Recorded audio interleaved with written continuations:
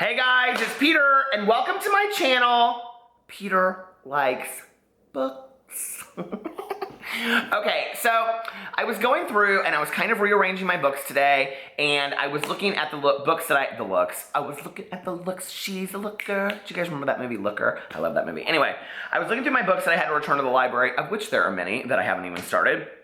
And so I was like, oh my God, I have all these books. My kitchen is starting to look how it did before. Alex is starting to make comments about it. And I was like, I have to do something about this. And then it was so funny because I came along this journal that I received from somebody this summer. I don't know if you guys will remember this, but I did like an unboxing when I was on my patio. And like this person, I think it was somebody from like Washington. And they're probably like, I can't believe you don't remember me. I am so sorry. Like you guys, she sent me the most amazing, books and magnets and all kinds of stuff from this bookstore in like Oregon or Washington. But anyway, so, Powell's Bookstore. Oh my God, it says it on the back here at Portland, Oregon. Oh my God. But I found this journal that I had in a drawer and I was like, oh, I'm going to use this journal.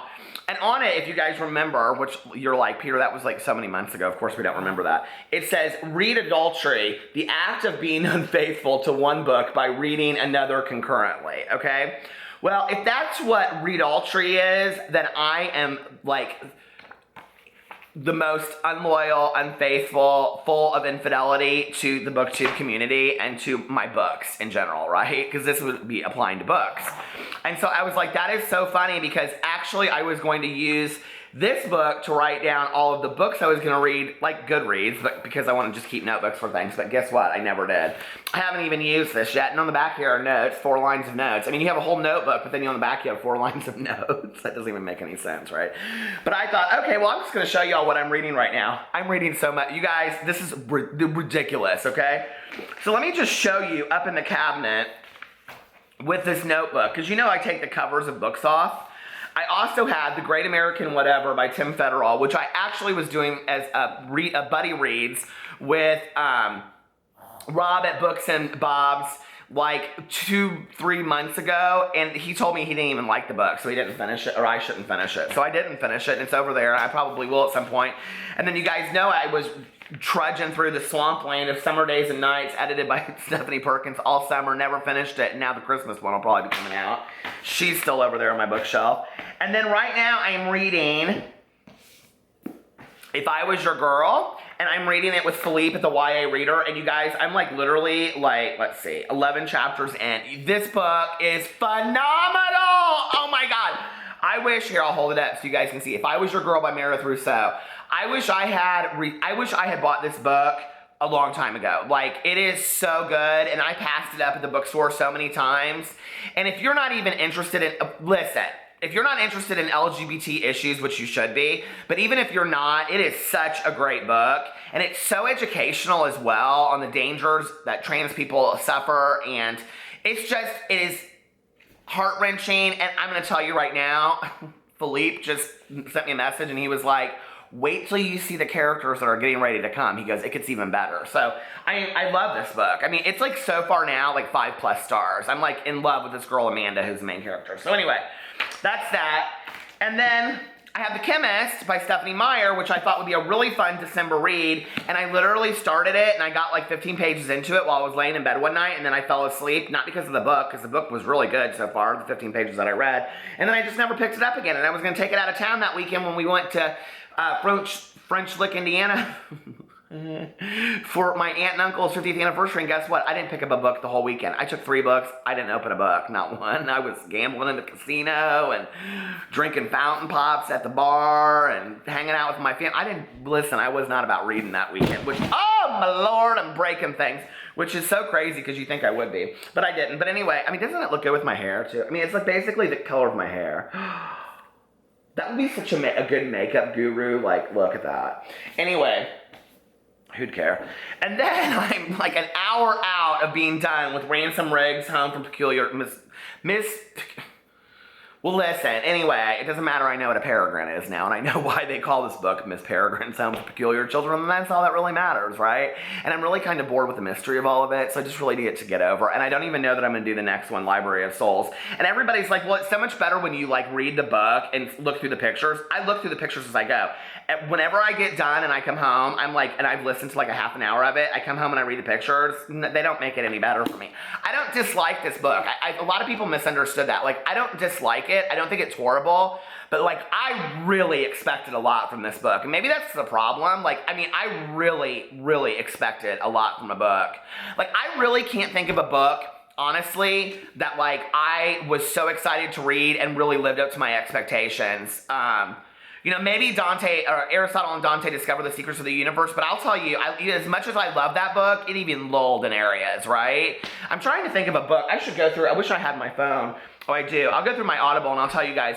Do you guys ever think about that? Like, what is a book that you literally, I mean, literally, could not put down? Because when I started reading back in the day, and especially like, I mean, not when I was like elementary, junior high, but like as I got older, I can't even open my damn phone because I'm talking so damn much. Anyway, like when I was in high school and college and like after that, like I miss reading a book that you cannot put down. And honest to God, that's why I got Stephanie Meyer's The Chemist, because I thought, well, maybe this is a mystery like that. And it's so funny because I had talked on here about Paula Trek DeBoard's The Morning Hours and how much I loved that book. And my best friend, who she reads mysteries and all Nora Roberts romances, I mean, she reads everything, right?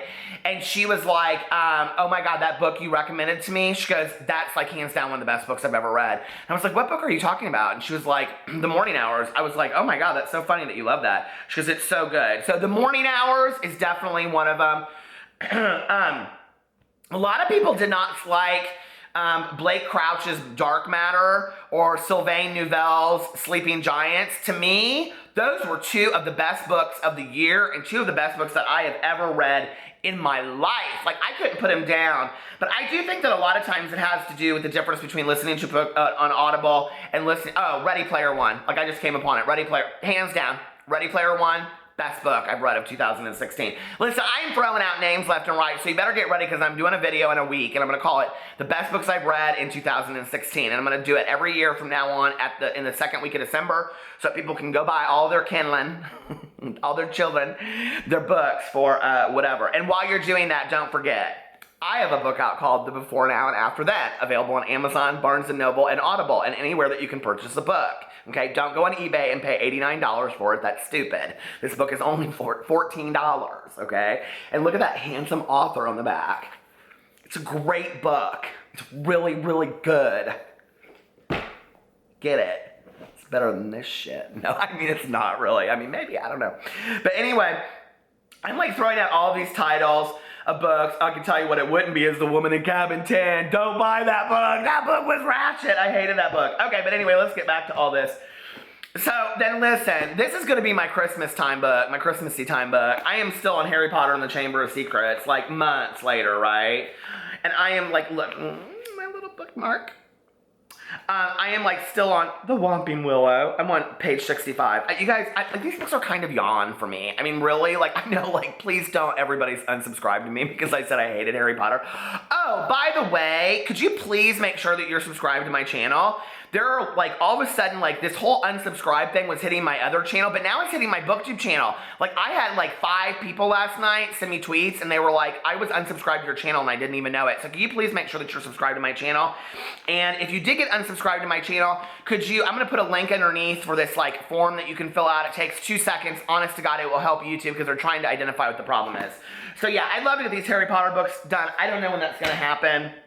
I was just sent this, The Ghost of Buxton Manor, and it's by, here, I'm going to show you guys his picture. Okay, Jonathan Ferrara.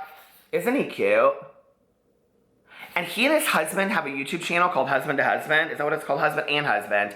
And so I'm going to, like, this book, I'll link it below. It just came out. I was not sponsored. I haven't even read it yet. Oh my God, hold on a second. Oh, look, the chapters each have hearts on the top of them that are kind of like, I love that so much. But anyway, I haven't read it. It's supposedly like, and I talked about this in my other video, it's because I'm excited to read it. Like, listen, I get approached about reading a lot of books. A lot of people are like, hey, will you read my book? This is what kills me, okay?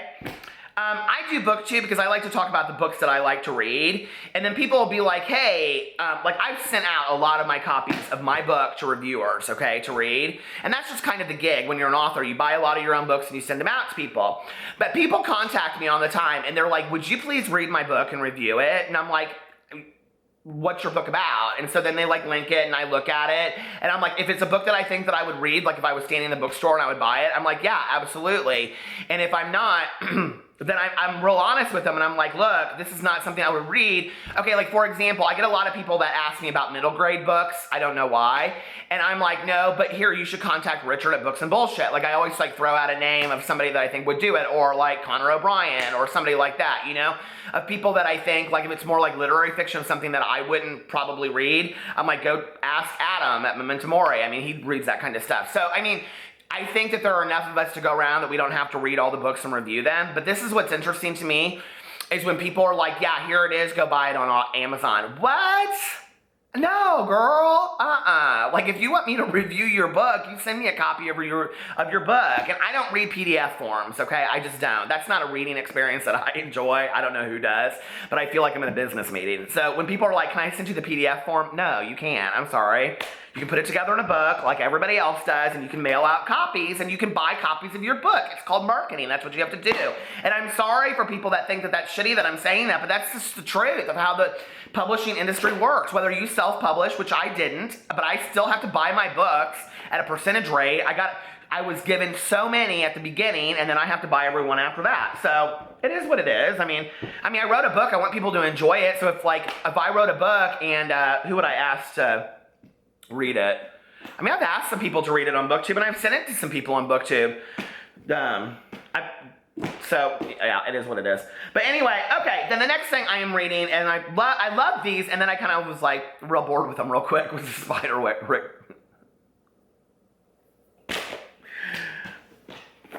Everybody was so upset that I said I don't like The Catcher in the Rye. Why? The Catcher in the Rye? That would be such a great title of a channel, wouldn't it? The Catcher in the Rye. I love The Catcher in the Rye. Okay, Holden Caulfield, I wish he was my little brother, right? But here's the deal. I think that it feels different at different points in your life. Like, I would love to ask Graham this, and like Graham's like, Peter, that book was a month ago on our buddy read. Did you not do the read along? No, Graham, I didn't. I'm so behind on everything in my life. Okay, everything. Everything. And I've been writing a lot. I totally failed on everything. Gobble-a-thon, the readathon for Salvin. I failed. I'm a big failure. But hey, it's fun. I like being a failure. I'm good at it. So A+ at being a failure.